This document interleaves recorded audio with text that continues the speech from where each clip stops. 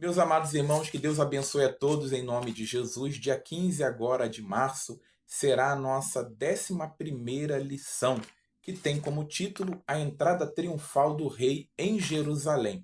Bom, a partir da leitura dos textos bíblicos nessa lição, nós vamos estar abordando os últimos dias da vida de Jesus, que é chamado também a Semana da Paixão. Então Jesus ele vai vivenciar, né, os últimos dias da sua vida, a Semana da Paixão, aonde ele entra na cidade de Jerusalém, Jerusalém que é o centro religioso, aonde há o templo. Em Jerusalém existia a elite religiosa, a classe dominante religiosa, a elite econômica e também a elite política estavam nessa cidade. Ele vai entrar nessa cidade e viver os últimos dias da sua vida, a Semana da Paixão. Nós, na introdução, falamos um pouco, fizemos um panorama a respeito disso, onde ele entra em Jerusalém, até de forma emblemática, montada num jumentinho, sendo recebido pelas multidões ali, ovacionado pelas multidões. Ele entra de forma triunfal, montado no jumentinho, mas vai polemizar com as suas atitudes e palavras, causando insatisfações na classe dominante, na elite religiosa. Então ele vai polemizar com palavras e atitudes. É o que nós vamos abordar nessa lição. Bom, no tópico 1, que tem como título o primeiro dia, é a entrada do Senhor Jesus em Jerusalém. Então, o primeiro dia dessa semana da paixão.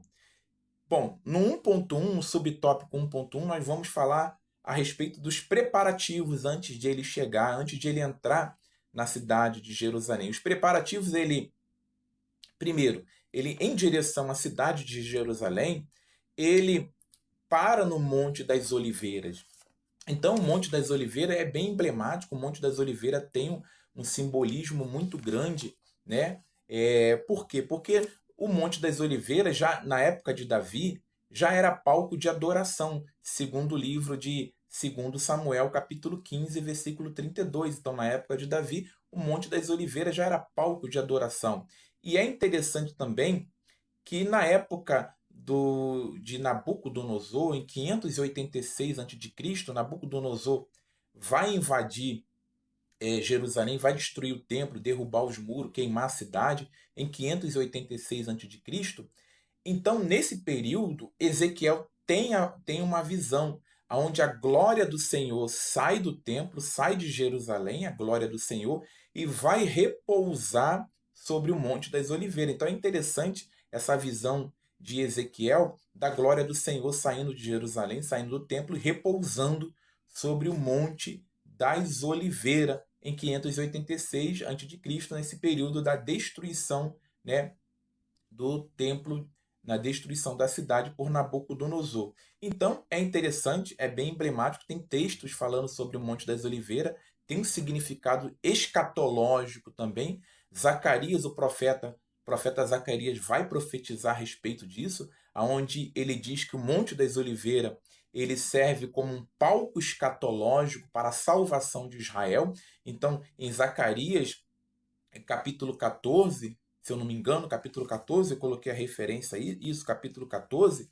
Em Zacarias, capítulo 14, o profeta Zacarias vai profetizar que o Monte das Oliveiras vai ser palco, né, escatológico da salvação de Israel, onde o Senhor Jesus ele vai descer, vai tocar no Monte das Oliveiras e ele se abrirá para a salvação de Israel contra as nações, né? Esse período aí onde as nações vão combater contra Israel, vão apertar Israel e o Senhor vai vir para livrá-lo aí onde ele tocará no Monte das Oliveiras e se abrirá. Então, o Monte das Oliveiras aí sendo um palco escatológico da salvação de Israel, e isso daí é depois da grande tribulação, né? Então aí nós vemos que o Monte das Oliveiras é importante, tem um significado grande. A partir do Monte das Oliveiras, né, vem a salvação de Israel, isso no plano escatológico. A partir do Monte das Oliveiras ele vem, toca no monte, então já era local de adoração na época de Davi, segundo Samuel capítulo 15, 32. Ezequiel tem essa visão também da glória saindo de Jerusalém, do templo e repousando sobre o Monte das Oliveiras, em Ezequiel 11:23, e Zacarias 14 vai falar que o Monte das Oliveiras será palco escatológico da salvação de Israel. Então, o Senhor Jesus, em direção a Jerusalém, ele para ali no Monte das Oliveiras para enviar os seus discípulos para pegar um jumentinho para que ele entrasse em Jerusalém montado no jumentinho. Então, esse Monte das Oliveiras é importante por causa disso, né? E o Monte das Oliveiras, que fica ali perto de Jerusalém, ele tem quase 800 metros de altura, o Monte das Oliveiras, 792 metros de altura, o Monte das Oliveiras, 91 metros acima de Jerusalém. Então, ele para ali e, a partir do Monte das Oliveiras, ele envia os discípulos a pegar um jumentinho, né, do grego polos, uma criatura jovem, um animal jovem. E é interessante, segundo o texto de Números 19, Deuteronômio 21, os animais que eram que eram sacrificados ao Senhor eram animais puros, perfeitos, que não eram montados ainda, que ainda não tinham sido, ainda não tinha trabalhado, né? Essa era a característica do jumentinho, um animal ainda que não tinha sido montado. Então, uma grande referência, um grande apontamento para os animais que eram apresentados ao Senhor, segundo Deuteronômio 21 e segundo Números 19. Esses animais eram perfeitos, não tinham sido montados, não tinham trabalhado ainda, e é interessante que o jumentinho vai seguir essa característica, né? E segundo a Mishnah vai dizer que um cavalo de um rei, um animal de um rei, não poderia ser montado por nenhuma pessoa. Então é interessante isso, como esse jumentinho tem essas características de não ter sido montado, um animal jovem não ter sido montado, apontando para os animais que eram apresentados ao Senhor, segundo Números 19, Deuteronômio 21.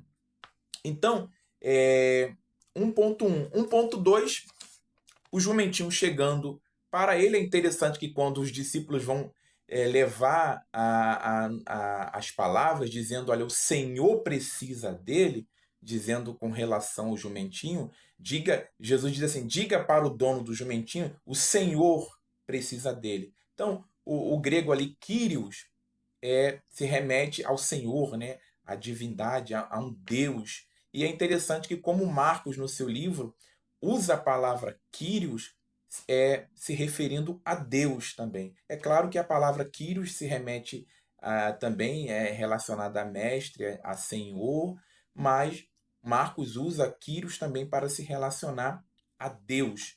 Então, Jesus fala para os discípulos, diga para o dono do jumentinho que o Senhor, Kyrios, precisa dele. E é interessante que como o Senhor Jesus aponta o local, né, como seria a entrega desse jumentinho. Então, é uma presciência divina. Então, no 1.2 ele recebe esse jumentinho, já é a entrada triunfal. Então, ele entra em Jerusalém montado no jumentinho, e é interessante que como seus discípulos eles jogam as capas, eles tiram as capas, né? Os seus discípulos tiram as capas e jogam em cima do jumentinho para que ele se assentasse. Uma referência à consagração, à coroação do rei Jeú, segundo Reis, capítulo 9, 13, está a referência aí que eu coloquei nesse subtópico. Então, os discípulos tiram as capas, os discípulos tiram as suas vestes e jogam em cima do jumentinho para que ele se assentasse. Então, um apontamento, uma grande referência à coroação, que foi assim também, né? A coroação do rei Jeú. Então, ali caracterizando o reconhecimento dos discípulos do próprio Jesus como rei, como o Messias ali. É interessante isso. E as multidões, né, eufóricas, ele entra em Jerusalém montado no jumentinho, os discípulos jogam as suas capas no jumentinho, reconhecendo ali também a sua realeza, e ele entra montado no jumentinho, as pessoas ali vão ovacioná-lo, né? As pessoas vão ali gritar hosana, as pessoas vão ali com ramos, né? Com ramos na mão, com galhos de ramos nas mãos e palmeiras, né?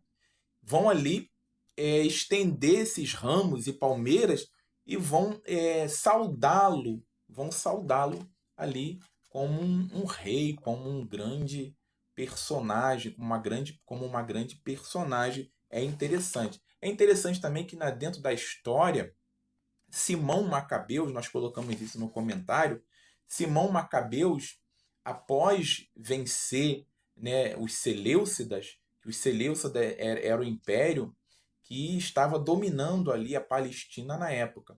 Então, o rei Antíoco IV Epifanes, ele, após voltar da sua batalha no Egito, ele vai entrar no templo, ele vai é, causar uma grande polêmica, apresentar um porco, né, no altar do templo de Jerusalém. Antíoco Epífanes ele vai proibir a religião judaica, proibir a questão do guardar o sábado, ele vai profanar o templo, colocando a imagem de Zeus no templo de Jerusalém, Antíoco Epifanes. Então é o período Seleucida, do Império Seleucida. Então, os macabeus é a resistência da época. Os macabeus são a resistência da época, né? Ali o Matatias, o sacerdote Matatias, e também os seus filhos Jonatas, Simão, Macabeus, né? Ali Judas Macabeus, eles vão ser a resistência. Então, Simão Macabeus, após vencer os Seleucidas e fazer ali a purificação do templo, ele é recebido na cidade de Jerusalém também com essas honrarias, né, de ramos e palmeiras ali sendo estendido. Então, após a vitória dos Macabeus contra o Império Seleucida, em 167, 164 antes de Cristo, isso daí antes de Cristo, em 164, 167, mais ou menos, eles vão vencer o Império Seleucida e vai fazer a purificação, vai tirar ali a idolatria do templo, vai fazer uma purificação, vai tirar as pedras do altar do Senhor, os sacerdotes. Então, os macabeus ali eles vão fazer essa purificação com a vitória sobre os Seleucida e vai rededicar o templo. Então, existe até hoje essa festa da rededicação, chamado Hanukkah. Então, Hanukkah, o que é? É a rededicação do templo que vem desse período Macabeus. Então, esse Simão Macabeus, após a vitória dos Seleucida, após a purificação do templo, né, tirando a idolatria, tirando tudo isso, ele vai ser recebido também na época pelo povo, né? Entrando em Jerusalém com ramos e palmeiras. Então é interessante essa parte histórica, porque vem antes de Jesus, e Jesus também é recebido assim em Jerusalém. Na época dos Macabeus, o Simão Macabeus estava sendo recebido porque ele purificou o templo, né? Porque ele rededicou o templo e porque ele venceu o Império Seleucida. Jesus estava sendo recebido também com uma, vamos dizer assim, com uma perspectiva até messiânica, uma perspectiva de realeza messiânica também com relação à população. Bom, no 1.3, a alegria do povo, né? Vamos falar sobre a alegria do povo ali gritando Hosana, né? Hosana. E Turlingston vai falar sobre isso, que o termo Hosana vem da palavra lá do versículo 25 e 26 do Salmo 118, que é uma transliteração, né, da palavra hebraica. Hosana é uma transliteração da palavra hebraica, que está ali no Salmo 118, que quer dizer, é um pedido de ajuda. Senhor, salva-nos, né, agora, salva-nos agora, nos ajuda, é um pedido de ajuda, hosana, né? Então, e diz, bendito é o que vem em nome do Senhor. Então, isso essa recepção do povo tem uma conotação, essa recepção do povo remete muito às suas expectativas messiânicas.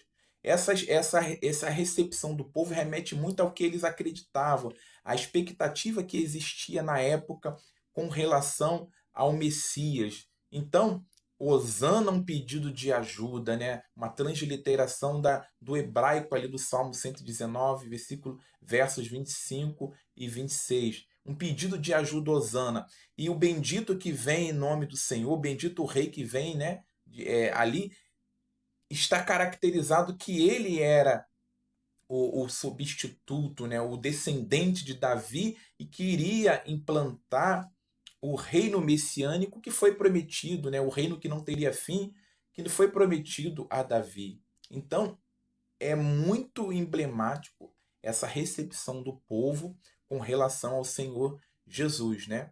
Então, é muito interessante isso. O tópico 2 fala sobre o segundo dia. Então, o segundo dia, no primeiro dia ele entra, né? Ele entra, é recebido no primeiro dia, nós estudamos aqui no primeiro tópico. No primeiro dia ele entra, é recebido pelas multidões, é aclamado, ovacionado, né? Gritam hosana, né? Ali apontando para um pedido de ajuda, um clamor, né? E ele entra no templo, no primeiro dia ele entra no templo e fiscaliza, investiga o templo e vai embora. Então, aí acontece o segundo dia. Então, o primeiro dia ele entra na cidade de Jerusalém, é recebido pela população, não pela elite, entra no templo e apenas investiga, apenas ele visualiza o templo, né? Ali ele repara o templo. Então, no segundo dia ele volta, né, de novo ali a Jerusalém. E no meio do caminho, ele vê uma figueira que não tem frutos. Ele vai procurar frutos nessa figueira e não encontra senão folhas. É interessante esse relato porque a figueira, existe várias passagens na Bíblia a respeito da figueira com relação a Israel. Só que a figueira ela tinha uma característica interessante, que quando havia a colheita dos figos, por volta do mês de agosto, outubro, havia a colheita do figo. Depois da colheita dos figos, entre agosto a outubro, nascia-se brotos, né? Ali no galho, nascia-se brotos que permaneciam todo o inverno. Então eram brotos que nasciam no galho da figueira, esses brotos verdes chamados de paguim. Então esses paguins, eles nasciam nos galhos depois da colheita. Então a colheita era por volta de agosto a outubro e ficava-se ali todo o período do inverno. Depois da colheita nascia esse broto e esse broto ficava todo o período do inverno. Então, a partir de março, abril, nascia-se esses brotos verdes nos galhos, chamado de paguim. Esse broto, além de... não era o figo maduro, mas poderia se comer, né? Poderia ser consumido.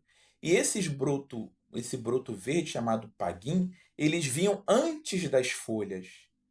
Então, é interessante que Jesus ele vai procurar figos nessa figueira, procurando achar figos nessa figueira, porque ele já vê folhas. Então, se a folha vem depois do paguim, que é o broto verde, que poderia ser consumido, não era o figo maduro, o paguim não era o figo maduro, mas já poderia ser consumido, era o broto verde.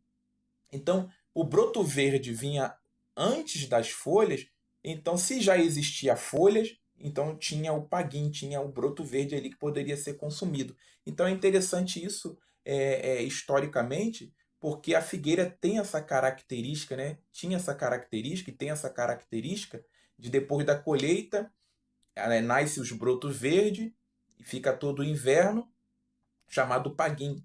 E esse paguim, por volta de março, abril ali, ele poderia ser consumido, comido, não era o figo maduro, ele vinha antes das folhas, depois do paguim, logo após o paguim, o broto verde vinham as folhas. Então, Jesus olhando para a figueira, vendo folhas, naturalmente tinha ali os brotos verdes que poderiam ser comidos o paguim. Então é interessante que como isso vai caracterizar a espiritualidade do povo de Israel e com relação também ao templo. Então, a figueira tem muito a ver, ali, a questão da figueira tem muito a ver com a questão espiritual de Israel e do templo, aonde Deus vai procurar frutos, né, e não encontra em Israel e também não encontra um templo saudável, um templo puro, né? Só tem folhas, só tem aparências, deveriam ter ali pelo menos broto verde, né, o paguim, mas não tem, só tem folhas. E, naturalmente, antes das folhas já tinha o broto verde que poderia ser comido. Então é interessante que como isso caracterizava a situação de Israel, né? Só tinham folhas, aparência e não tinham nem menos, nem ao menos o broto verde. Então, a maldição da figueira tem muito a ver com a cena posterior, que é a purificação do templo. Marcos utiliza esse estilo literário chamado sanduíche, aonde ele fala de um assunto, ele relata, ele faz a narrativa de um assunto, ele coloca outro assunto no meio, e o terceiro assunto será a explicação, né, a complementação do primeiro assunto. Então, esse sistema sanduíche é muito característico de Marcos, né? Do evangelista Marcos. Então, nós falamos aí do 2.1 e do 2.2, que é a purificação do templo, né? A purificação do templo. Jesus ele entra ali no templo, no pátio dos gentios, o episódio ali do templo, depois da maldição da figueira, ele entra no templo.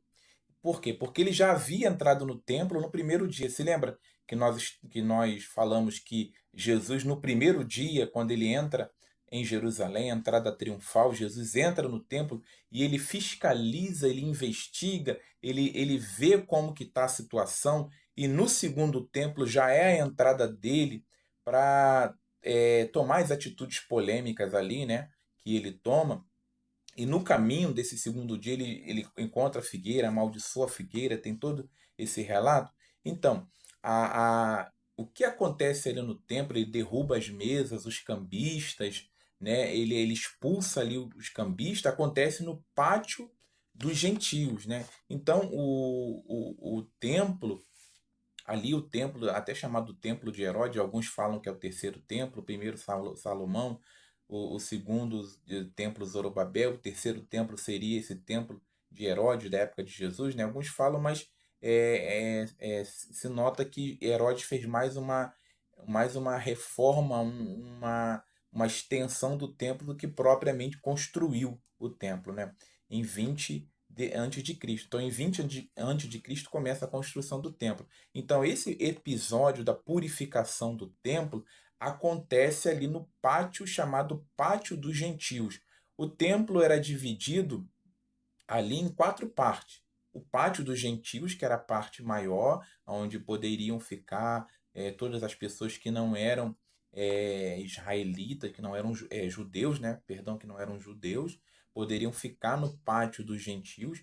Existiam a parte mais interna, que era o Pátio das Mulheres, onde as mulheres poderiam ficar. E existia uma parte mais interior, que era o chamado o Pátio de Israel, onde os homens ficavam ali, os homens circuncidados, judeus, homens judeus circuncidados, e mais dentro era o Santo dos Santos. Então, essas 4 partes, esse templo, né, do período ali de Herodes, chamado Templo de Herodes, era dividido em 4 partes, né? Pátio dos gentios, Pátio das mulheres pátio de Israel, que era o dos homens circuncidados, judeus homens, e o Santo dos Santos. Então, esse episódio da purificação do templo, né, da purificação, acontece no pátio dos gentios, na área maior ali, na área maior, né, ali a parte externa, ok? Então, Jesus ele entra e ele vê a situação, o comércio, ele vê ali as coisas acontecendo, a, a, o templo estava sendo usado como uma casa de câmbio, né? Se trocava moedas estrangeiras, até moedas idólatras com a imagem de deuses, né? Se trocavam ali as moedas e essa moeda estava ali dentro do templo, essa moeda de outras nações, essa moeda com a efígie, com a imagem de outros deuses estavam ali e ali havia um grande comércio, né? De animais para se sacrificar. Então se comprava pombas, se comprava ovelhas, se comprava cordeiros, se comprava animais para se sacrificar. Então um grande comércio acontecia no templo. E esse pátio dos gentios, né, que o pátio dos gentios tinha 457 metros de comprimento e 297 metros de largura, o pátio dos gentios, uma área enorme, né, de 141 metros quadrados, 141 mil metros quadrados, era enorme, 141 mil metros quadrados, enorme, e aonde se praticavam esse comércio. Jesus vê tudo isso, né? Tudo isso, toda essa troca, todo esse câmbio, e acontece a indignação, onde ele derruba as mesas, expulsa os cambistas, né? Ele ali expulsa os comerciantes, e aonde é o título da purificação do templo. Então, acaba que a maldição da figueira anterior, que no caminho ele amaldiçoa, servindo para a condição espiritual tanto de Israel quanto da própria liturgia do templo, ok? No tópico 3, nós vamos falar a respeito das controvérsias, né? Vamos falar bem rápido, o vídeo não ficar muito extenso, sobre as controvérsias. Existiram 5 controvérsias que nós vamos abordar bem rápido. A primeira controvérsia seria a respeito da autoridade. Então, a primeira controvérsia seria a autoridade, porque através da atitude do Senhor Jesus ao entrar no templo, expulsar os cambistas, derrubar as mesas, a representantes do Sinédrio, né, a elite religiosa, quiseram saber com que autoridade, do grego exousia, com que autoridade Jesus estava fazendo aquelas coisas. Porque até então, em relação à autoridade religiosa, em relação à autoridade do templo, tudo relacionado à fé, à liturgia judaica, tudo relacionado ao templo, era com respeito à elite religiosa.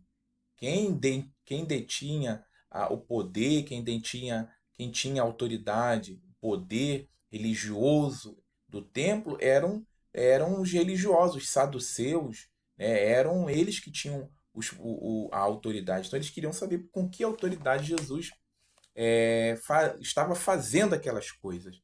E Jesus ele também usa a tática, né, que os mestres, né, judaicos usavam, que os rabinos usavam na época.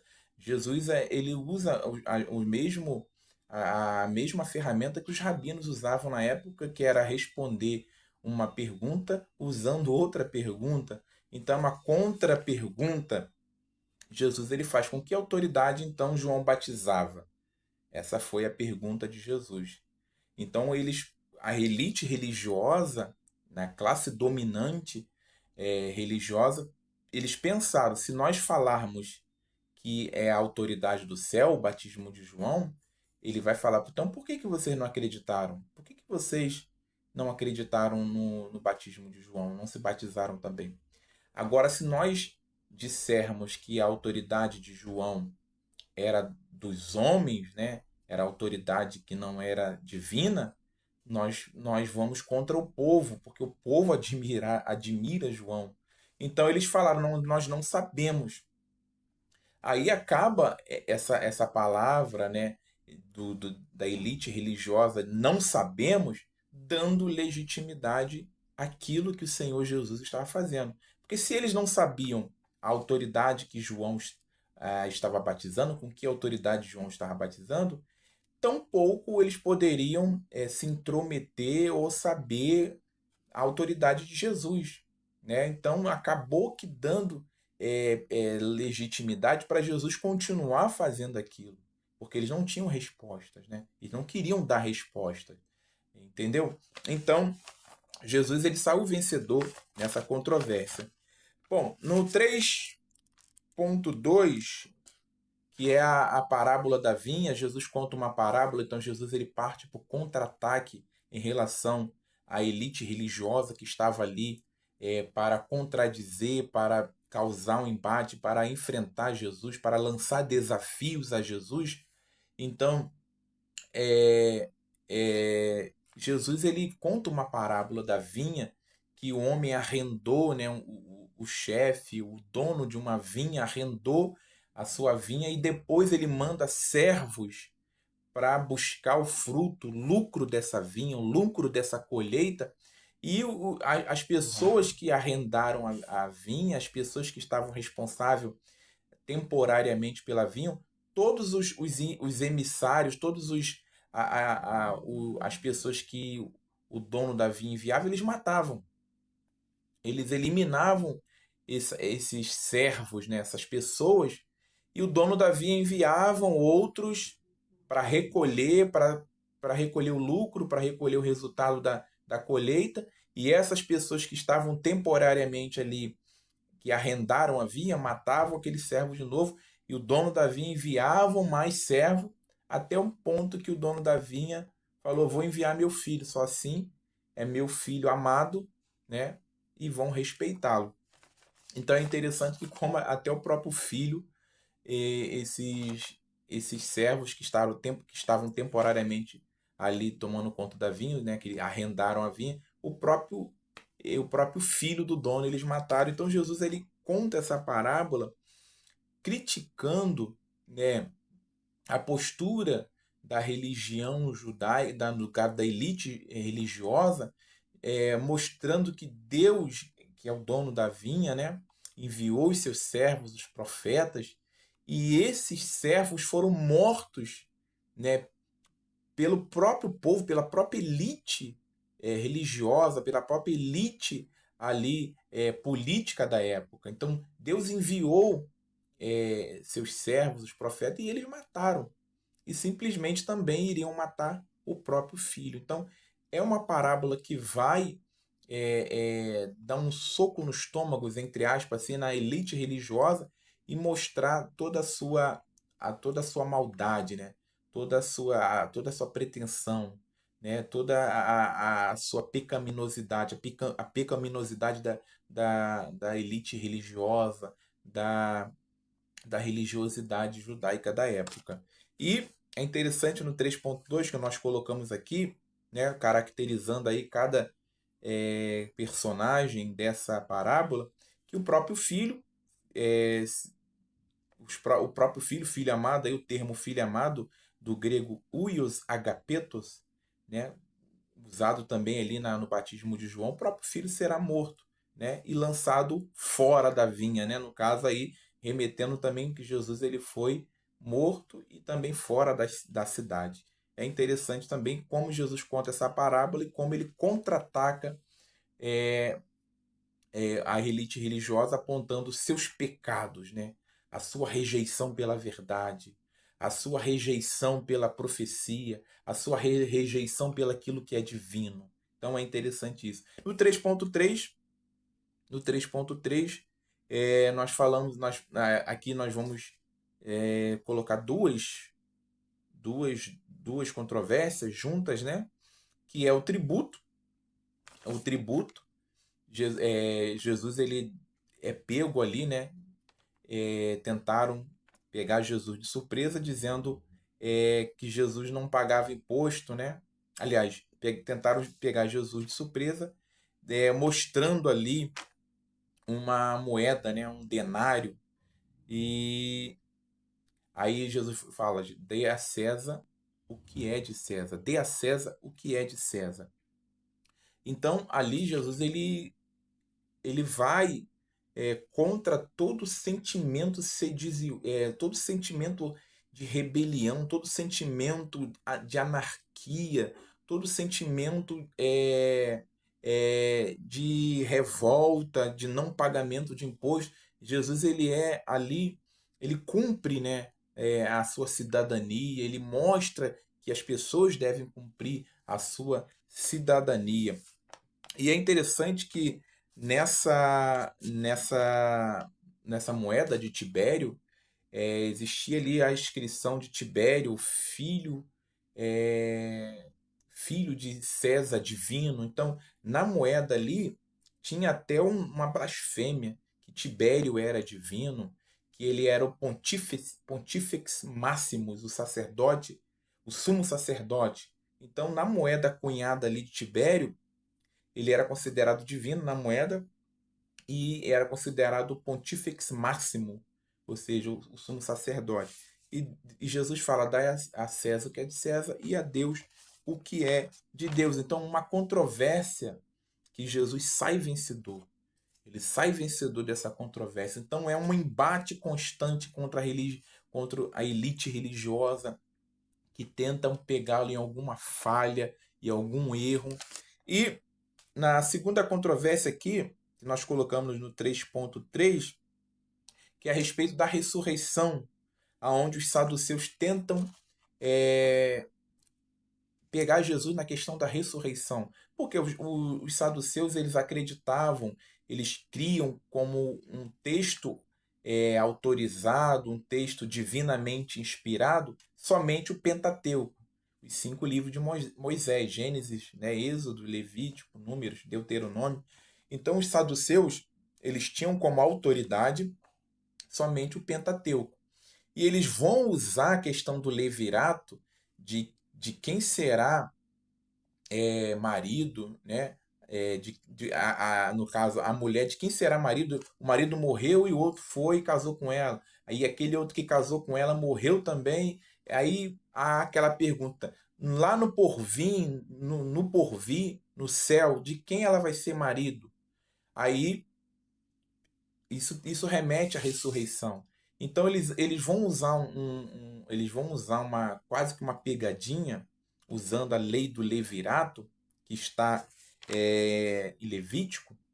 Eles vão usar essa lei para tentar pegar Jesus na questão da ressurreição, tentando desprezar a ressurreição, tentando colocar a ressurreição como uma coisa banal, uma coisa que não tem nexo, porque os saduceus não acreditavam na ressurreição. Então eles usam esse texto, né, do levirato, a lei do levirato de Levítico, para tentar pegar Jesus na questão da ressurreição, que eles não acreditavam, que eles banalizavam. E Jesus vai usar o texto, né, ali da chamada de Moisés, onde Deus diz que ele é o Deus de Abraão, de Isaac e de Jacó. E vai mostrar que se ele citou esses nomes dessas pessoas, citou, é porque eles estavam vivos e não mortos. Então aí Jesus ele dá ênfase, Jesus ele ratifica a questão da ressurreição de quem está vivo, né, após a morte. Então é interessante isso porque a questão da ressurreição está em livros, não no Pentateuco. Por isso que os saduceus vão usar a lei do levirato para tentar ridicularizar a ressurreição. Porque a ressurreição vai aparecer em textos de Daniel, né? Em outros textos. Nós colocamos aqui. E não no Pentateuco. Mas Jesus vai usar o próprio Pentateuco para dizer que Deus é o Deus de vivos e não de mortos, ratificando a ressurreição. Então sai vencedor também. No 3.4, também é a questão aqui de duas questões, que é Jesus, um escriba pergunta a Jesus, né, o primeiro mandamento, e ele fala a respeito: amarás o Senhor teu Deus. Ele usa o Shema, né, que era ali a confissão, né, dos judeus, a confissão de Israel, e era passado de pai para filho, o Shema, ouve, ó Israel, o Senhor teu Deus é o único Senhor. Então esse Shema era passado de pai para filho. Então a pergunta do escriba era, qual era o primeiro mandamento? Aí Deus fala, né, do Shema, que o único Deus, mas ele também ele acrescenta que o amor ao próximo tem relação com amor a Deus. Então ele usa ali Levíticos 19:18, demonstrando que o amor às pessoas é oriundo de um amor centrado em Deus. Então, se eu amo a Deus, necessariamente eu devo amar, eu tenho que amar, eu amo o meu próximo. Então, isso o escriba vai ficar maravilhado com a resposta de Jesus. Porque Jesus ele usa o Shema, ele usa que adorarás o Senhor teu Deus de todas as tuas forças, com toda a sua alma. Ele usa ali, né, a questão, mas usa também esse acréscimo, né, que seria do Levítico 19, onde o amor a Deus está relacionado com as pessoas e vice-versa, o amor às pessoas está relacionado com amor a Deus. Então ele sai vencedor dessa controvérsia. E a questão também dos escribas que se vestiam luxuosamente, que tinham um caráter ali apegado às riquezas, ao luxo, e a questão da viúva pobre, aonde ela lançava as suas moedas, e Jesus faz esse paralelo, né?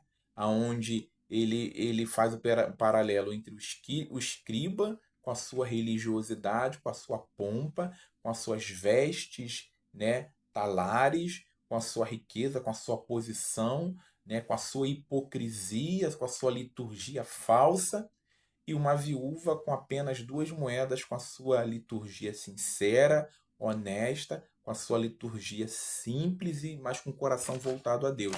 Então, é um comparativo muito interessante que Jesus faz, né, e abordado aqui nesse 3.4, aonde existe esse contraste das duas pessoas. Então, meus amados irmãos, para concluir, a entrada do Senhor Jesus em Jerusalém, a última semana da paixão, os últimos dias do Senhor Jesus na terra, ele entra em Jerusalém ovacionado, ele entra em Jerusalém ali aclamado, né? E através das suas atitudes e palavras, ele polemiza. Através das suas atitudes e palavras, ele causa insatisfações na elite religiosa, na elite judaica, na classe dominante religiosa.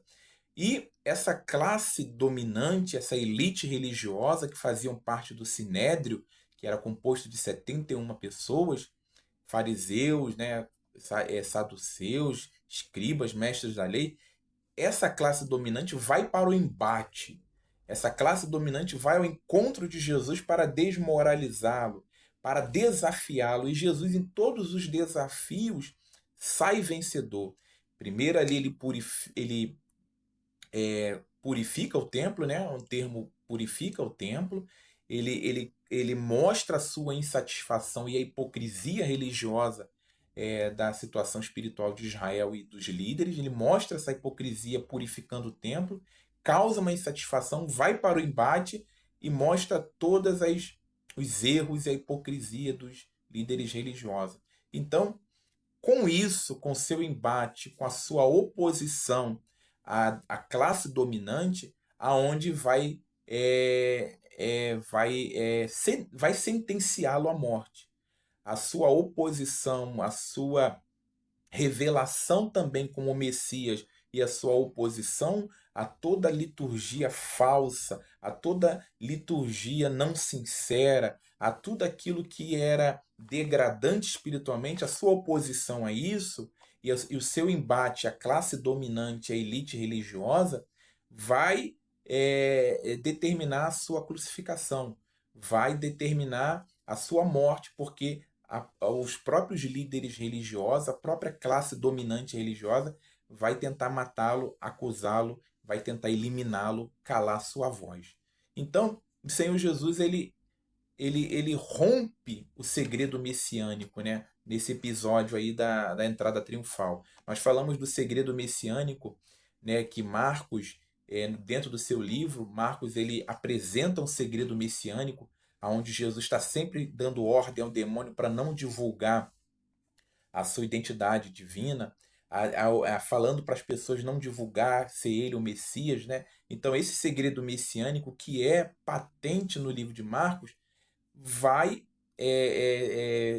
Jesus ele vai se revelar nesse episódio da entrada triunfal. Então esse segredo messiânico acaba aqui com a entrada de Jesus, onde ele mesmo se revela, ele mesmo se impõe e ele mesmo ali vai mostrar com as suas atitudes e palavras e assim causar insatisfações, oposições e assim culminando na sua morte, na sua crucificação. Então, meus amados irmãos, é muito importante que você estude, que você saiba desse episódio, porque Jesus ele estava cumprindo uma missão. Ainda que ele foi recebido em Jerusalém como um rei, como um bendito que vem em nome do Senhor, como tendo perspectiva messiânica em relação a ele, mas ele tinha uma missão a cumprir. É o rei que estava que veio para servir, que estava a caminho da cruz. Então, Marcos vai trazer essa abordagem do rei, do Messias servo, que estava seguindo um caminho, e esse caminho era para a cruz.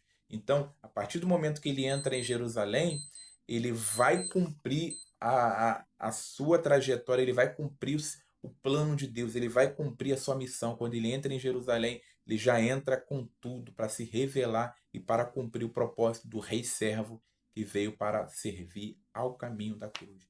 Que Deus abençoe os irmãos em nome de Jesus e bom estudo, boa aula para todos em nome de Jesus.